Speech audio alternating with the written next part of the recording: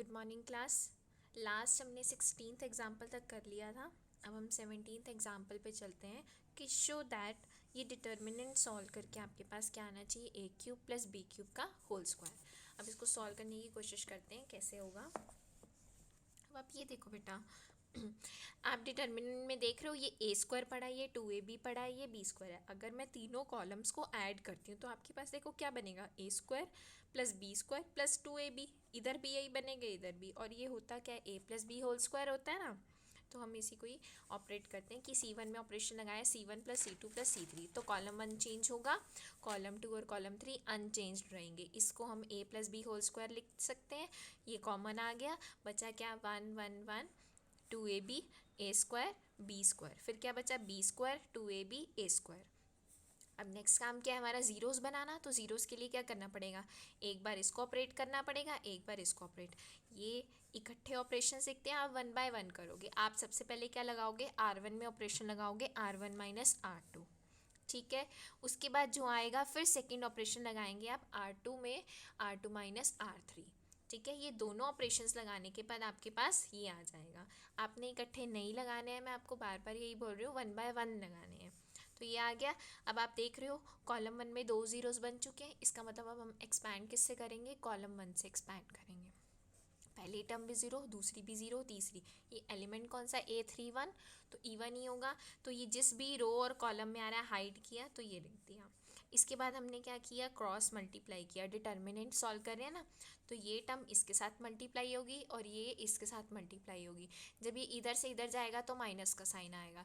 ये दोनों term same है, मल्टीप्लाई होंगी तो होल स्क्वायर आ गया। ये दोनों टर्म्स एज इट इज़। ये होल स्क्वायर का फॉर्मूला खोला, a square plus b square minus 2ab, और इन दोनों ब्रैकेट्स को मल्टीप्लाई किया। बाहर किसका साइन पड़ा है, माइनस का। जब ब्रैकेट के बाहर माइनस का साइन पड़ा होता है, अच्छा ये तो कैंसिल हो गए ना, देखो, तो अंदर के साइन चेंज हो जाते हैं। आपके पास ये आ गया। आपने इनको अरेंज करके रखा, अरेंज किया, a की पावर 4 b की पावर 4। ये देखो बेटा, यहाँ पे आपके पास 3a स्क्वायर बी स्क्वायर है। आप इसको a square b square plus 2a square b square लिख सकते हैं। हमने ये स्प्लिट किया है इसको, बाकी टर्म्स क्या है, एज इट इज़ है।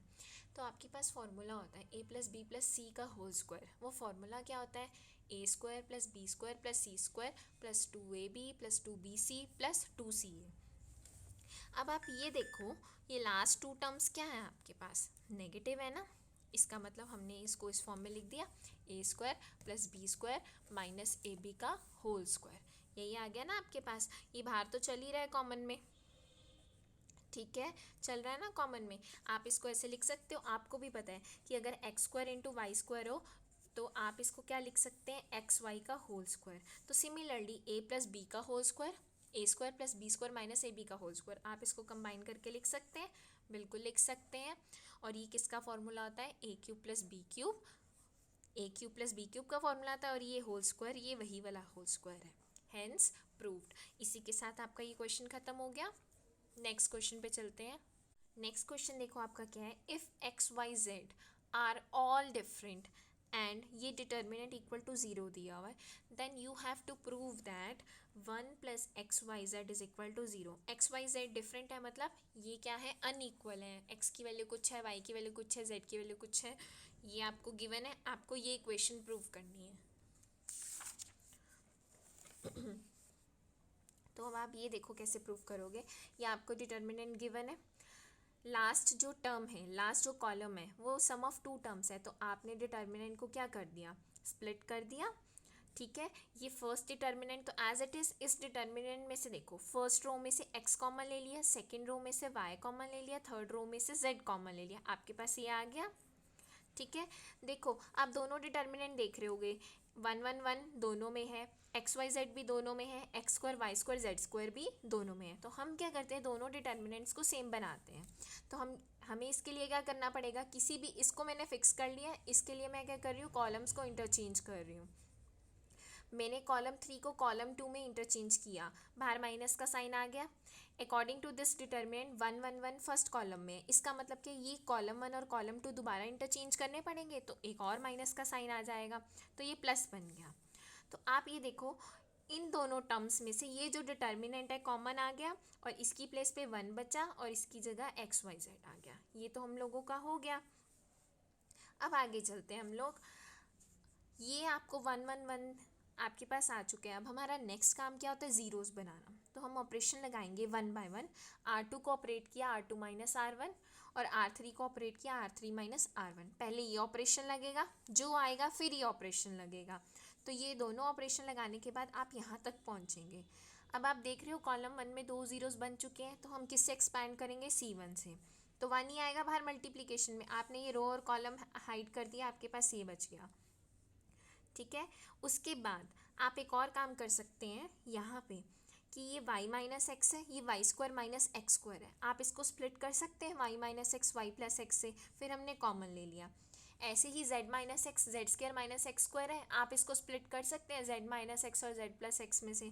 तो हमने z माइनस एक्स कॉमन ले लिया, आपके पास ये रह गया। हमने डिटर्मिनेंट सॉल्व किया, आपके पास ये आ गया।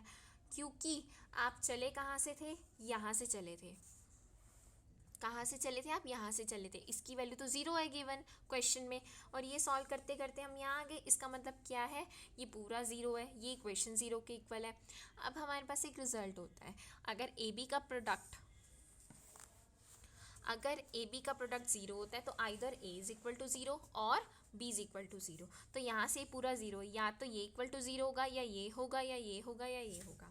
अगर x minus y equal to zero होता है तो आपके पास यहाँ से क्या आएगा, x is equal to y, इधर से आएगा y is equal to z, और इधर से आएगा z is equal to x। But आपको क्वेश्चन की स्टार्टिंग में ही गिवन है, ये तीनों क्या है, डिफरेंट है। तीनों क्या है, डिफरेंट है। इन तीनों की वैल्यू अलग अलग है, तो ये केस तो पॉसिबल नहीं है।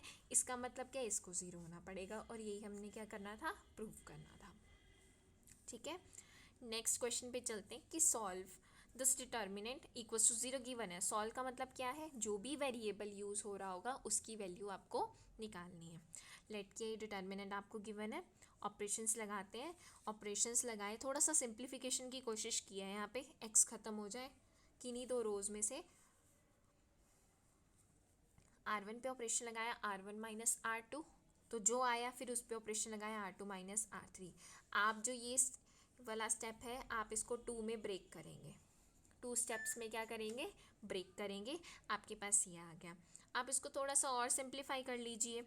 आपने क्या किया, C2 minus 2 times C1 operation लगाया C2 में। अब देखो C2 क्या है आपके पास, फर्स्ट एलिमेंट 6 है, ठीक है ना। 2 टाइम्स C1 का मतलब क्या है, 6 माइनस 2 टाइम्स C1, ये आ गया। तो आपके पास पहला एलिमेंट क्या बचा, 2, ये आ गया। इसी तरह से ये वाला एलिमेंट सॉल्व करोगे, ये जो आएगा उसके बाद आप नेक्स्ट ऑपरेशन लगाओगे C3 में, और C3 को ऑपरेट करोगे C3 माइनस 3 टाइम्स C1। ठीक है, ये दोनों ऑपरेशन लगाने के बाद आप यहाँ तक पहुँचेंगे। ठीक है, अब आप ये देखो कि फर्स्ट रो में से 2 कॉमन आ रहा है, सेकेंड रो में से भी 2 कॉमन आ रहा है, जो बच गया वो यहाँ आ गया। अब हम क्या कर रहे हैं, ज़ीरो बनाने की कोशिश कर रहे हैं। तो ज़ीरो बनाओ, देखो इन दोनों कॉलम्स को माइनस करोगे, एक ज़ीरो तो मिलेगा ही मिलेगा। तो वो ज़ीरो ये वाला मिल गया, मतलब ये 5 माइनस 2 C1 माइनस C2 कर रहे हो ना, 1 माइनस 1 ज़ीरो, 2 माइनस 5 क्या मिल जाएगा, -3। x माइनस 8 माइनस 11 क्या मिलेगा, x माइनस 8 प्लस 11 क्या आ गया आपके पास, x प्लस 3। तो ये सॉल्व हो गया। ठीक है, उसके बाद हमने क्या किया, नो चेंज।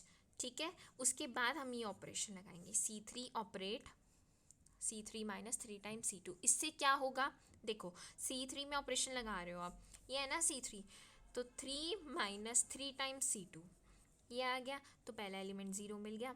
नेक्स्ट एलिमेंट में देखो क्या होगा, 18 माइनस 3 टाइम्स 5, तो 18 माइनस 15 क्या मिला आपको, 3 मिल गया। इसी तरीके से आपको यहाँ क्या मिल गया, -7। अब आप ये देखो रो 1 में आपको 2 ज़ीरोज़ मिल चुकी हैं, तो आप एक्सपैंड कर लें इससे। देखो ये एलिमेंट कौन सा है, A12, तो नेगेटिव तो आएगा ही आएगा आपका। आपने इस रो और कॉलम को हाइड किया, जो बचा आपने लिख दिया, डिटर्मिनेंट सॉल्व किया। ठीक है, यानी कि इस डिटर्मिनेंट की वैल्यू क्या आ गई आपके पास, -12 इंटू 4 माइनस एक्स। बट ये किसके इक्वल दे रखी है आपको, ज़ीरो के इक्वल दे रखी है। तो आपने इसको ज़ीरो के इक्वल किया, ये -12 इधर जाके ज़ीरो हो जाएगा, एक्स की वैल्यू क्या आ जाएगी, 4 हो जाएगी। ठीक है, तो सॉल्व वाले क्वेश्चन हम ऐसे ही करेंगे। इस एक्सरसाइज का इस चैप्टर का लास्ट क्वेश्चन किया है सॉल्व। तो मैंने अभी जो क्वेश्चन कराया ना सॉल्व, सेम उसी तरीके से है। आप लोग ये क्या करेंगे, ट्राई करेंगे। डाउट आएगा तो आप लोग मुझसे पूछेंगे, तो आप ये ट्राई करना, ठीक है। तो इसी के साथ आपका चैप्टर नंबर 6 ओवर होता है।